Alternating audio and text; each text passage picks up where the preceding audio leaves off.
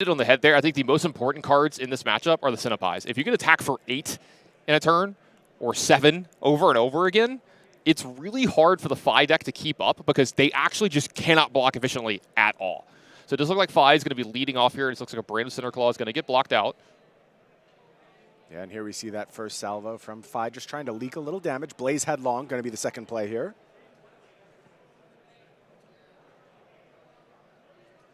Yeah, just more blocks coming out. Is going to leak a single point of damage here to Brian. Phoenix Flame follow-up, 1 damage, headed Brian's way. Okay, this is Phoenix Flame from hand as well. So that means likely Jeremy's only going to have 1 Phoenix Flame left in his deck, maybe 0, depending on the build. You know, I've had builds where I only want the 1. Yep. And I've had builds where I've wanted the full 3. Absolutely. So. Absolutely. It depends on the construction of your deck. And again, I think another note of demarcation between excellent Fi players and just okay Fi players is understanding exactly how hard you need to lean on those Phoenix Flames. Sometimes you only have enough playables, too. Yeah, absolutely. I had a Dromai draft the other day. I had 3 Phoenix Flames in my Dromai deck. Not good. I also had 4 Crack Baubles. So that one did not go well, Tenon. So I don't know if I consider that even a deck at that point. I won my first round. Okay. Did you drop after that just to make sure you were the victor? It was at draft camp. I refused to play the rest of my games. Okay. I was like, there's no purpose behind this. Now, it does look like Jeremy's going to go ahead and leak 2 damage over to the Dromai player. He's going to go ahead and set up an arsenal here as well. Decent first turn for him. Yeah. Let's see what the Dromai player is going to be able to cobble together. I did see a Cinnapi get pitched for resources that turn, so maybe this is one of the Cinnapi builds. We'll have to take a look. Yeah, let's see. Let's see what kind of Dromai Brian is. Are we looking at big attacks? Are we looking at Rake the Embers? What's the setup on the Dromai side? You see some decent equipment. We've got the Silken Form. We've got the Silent Stilettos ready to go. Yeah, I see a Heat Wave on Jeremy's side. Always important to see. Those are the ones you want to see. You want to see Heat Wave. You want to see Sash. Silken Form, very impactful in some of the longer games as well for Dromai, or can really turn something around early if you need to. Present an extra attacker. One of my favorite things about Fi in this matchup is if you're playing against one of the Dromai decks that is trying to sort of build up a board state and just do like kind of like the middling mid-range stuff, is you get so much value from your Phoenix Flames picking off Aether Ashlings at the end of turn. It just lines up so well that you don't have to, just deal with that over and over again. An attack for 1 is going to lead into a big attack here. This is an attack for 8, and this is one of the things we said needed to happen for Brian. You're going to see here, how does a 5-player respond to this? This is almost a little over a third of their life total on 1 attack. It's almost half, and this is super scary. Here. Brutal attack from Brian, presenting 8 big damage. That's a big number when it comes to Flesh and Blood Limited, and you're starting at 20, maybe 18, should you be on the Icelanders side. And, Popper's at a premium in this format. It's very hard to find ways to pop your opponent's Phantasm I have cards. found myself taking those higher and higher and higher every time I draft this format. Absolutely. In fact, I first pick a lot of the generic ones now. Fiendo's Fighting Spirit? Yep. First pick. Give it to me. Windmill Slam. You stay open, you get your popper, you have like a decent attack. And it still attacks for 7 a lot of spots, yeah. No, I agree. That's a Windmill Slam right there. So what Jeremy's doing here is he's putting together his next turn, right? And what card he can maybe kind of throw away here to gain a little bit of life. Yep.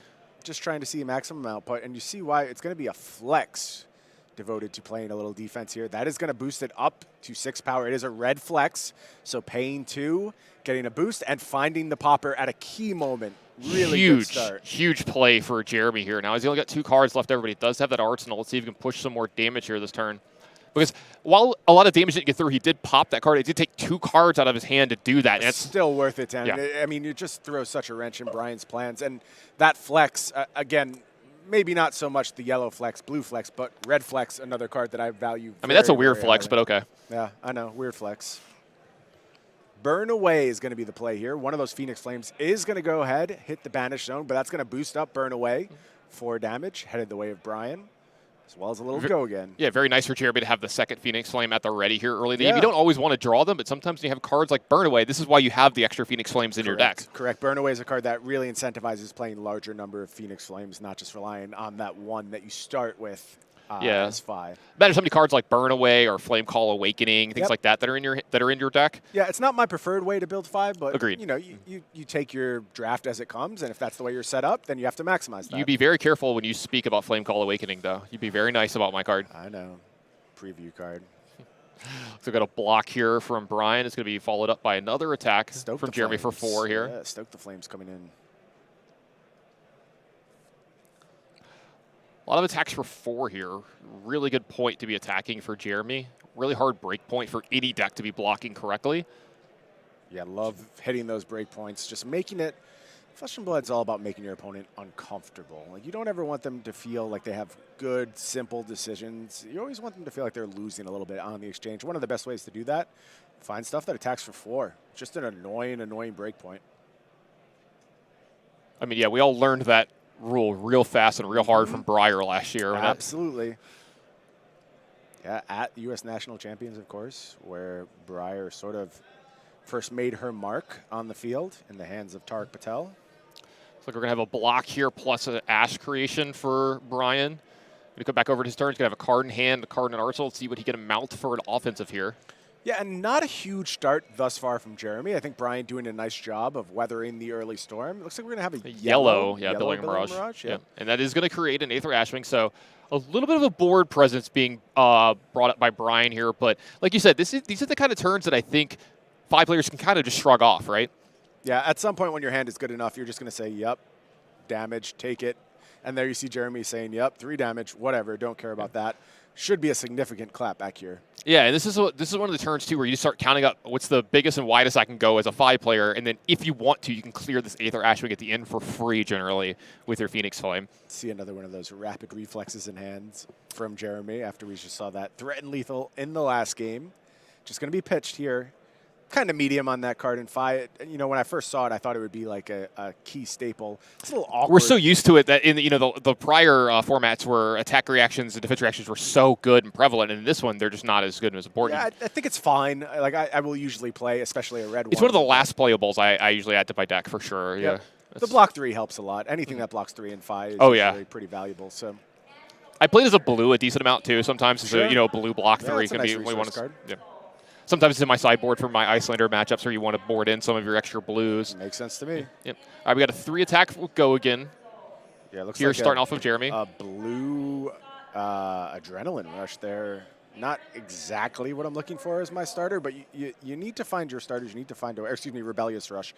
You need to find a way to start your turn, and sometimes the best you have is this 3 damage.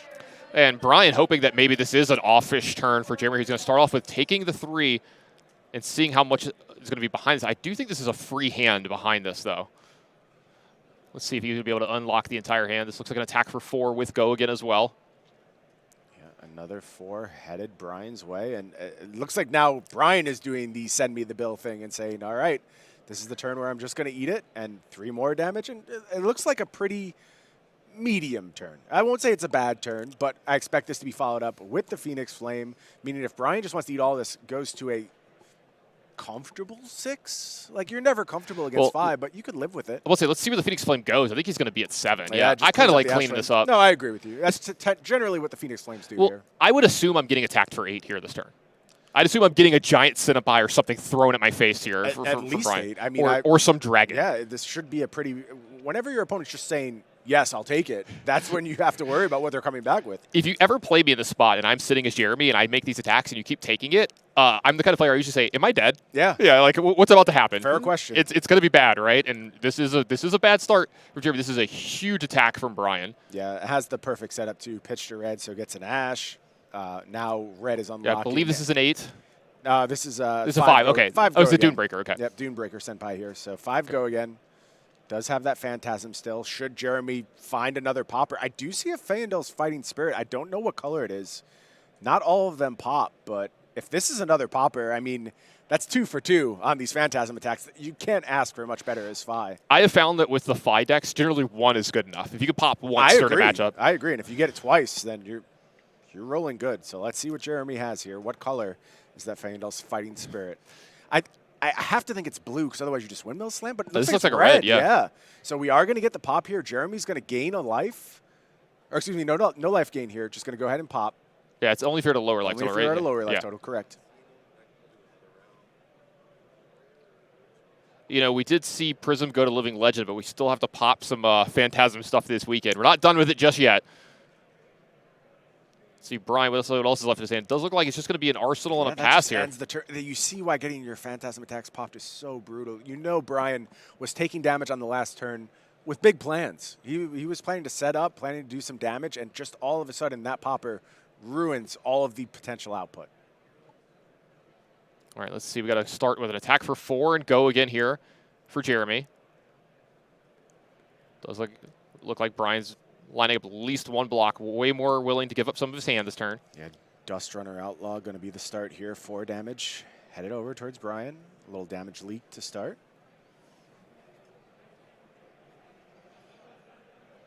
Brian down to 6 here. Jeremy still with card left over. It does look like it's just going to be a Phoenix Flame for hand and attack for 1. It has go again. There is a resource floating here. Yeah, Heat Wave available as well. So I think if this goes unblocked, we might see a Heat Wave activation and return that Phoenix Flame. At this point, with this low of a life total, you got to think anytime you can turn it in. It does look like this is going to happen. That's going to be popped. Going to give that Phoenix Flame +1. Now that last resource available to return that final Phoenix Flame. Yep, we're going to activate Phi. Here we go. All 3 Phoenix Flames in play now. 1 removed, 2 on the chain. And this looks like this might get a card from Brian. He doesn't want to go to 2 here. I don't blame him. No, that's a scary, scary life total. Now, I said a comfortable 6 last turn. I'm a pretty uncomfortable 4 at this point. Yep. Like, it's not feeling good. Then you get to the desperate 1. That's our next stop on this journey where it's very, very hard to find your way out once you hit 1.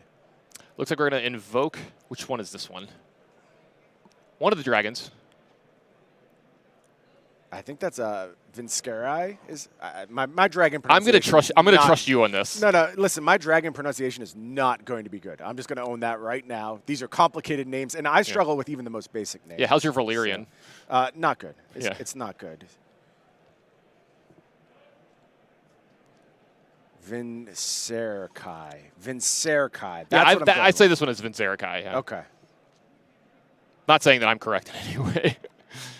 And this is the one that does offer quite a bit of damage. Going to go ahead and have 6 on the front end, but also, if it hits hero, 3 Arcane on the back end. So a big swing here from Brian. You see Jeremy falling to 7. That's good. This card is extremely vulnerable, though. I like the follow-up here, though. Skittering Sands going to go ahead and pump an Ether Ashwing, represent a little bit more damage. And here's that spot. Jeremy's just saying, yup, let's go. And now going to go ahead and try and crack back with Lethal. See if he can end Brian's foray here in the feature match area. Yeah, and Jeremy's setting up to try to have the big turn to end this here. Brian down to 4. Yeah. This is Uprising Limited in a nutshell, where you're going to have a little bit back and forth for 1 or 2 turns, but someone's at one point just going to say no blocks, and they're going to try to kill you. Yeah, and here's the blue pitch that signals to me this is probably going to be a pretty big turn. Engulfing Flame Wave going to go ahead and start off things as well. Anytime a 5-player starts out the turn with a blue pitch, I usually believe that the other 3 cards getting played, plus I'm getting attacked by the weapon and a Phoenix Flame. Yeah, you hate to see it. Yeah, this is the scariest start from a 5-player. So this is 4 with go again. Does look like the Silken Form's going to get used here, possibly. Being considered for Brian here.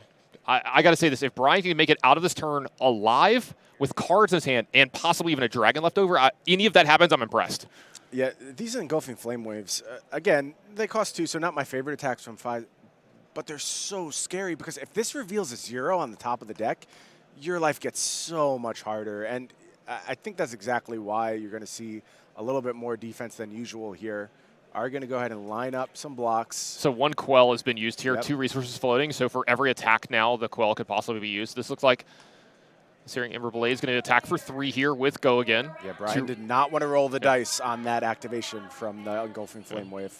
Yeah, and with the hand being the way it is for Jeremy here, Brian actually might be able to make it out of this turn. It looks pretty good thus far. Let's with some stuff left over, possibly. Yeah, if we're looking at a decent, 2-cost attack here, that's really scary. We know that Phoenix Flame is also going to go ahead and end the chain, so it really depends what that last card is in Jeremy's hand. Yeah, you got to believe Vincerkai is not long for this world. That is the expectation. You assume either you try and win the game or you have to clean up that Vincere. Okay, if you just can't beat this card. It's so it looks like Brian's going to take 2 here from the Everblade after the Quell. Yeah, a little Quell action. There's the flame cleaning up. Very good. Can't afford to leave that around. Is this card playable? It's a Lava Burst. This is a big playable. 5. And this is going to demand almost the entire hand from Brian. We got one left over. Yeah, could get another instance of Quell here, but I think you're right. There's got to be another block, otherwise it's lethal. So another card at least coming from hand. Maybe that means Brian can head to the next turn with an arsenal, but going to have to go ahead and fade again on the next turn.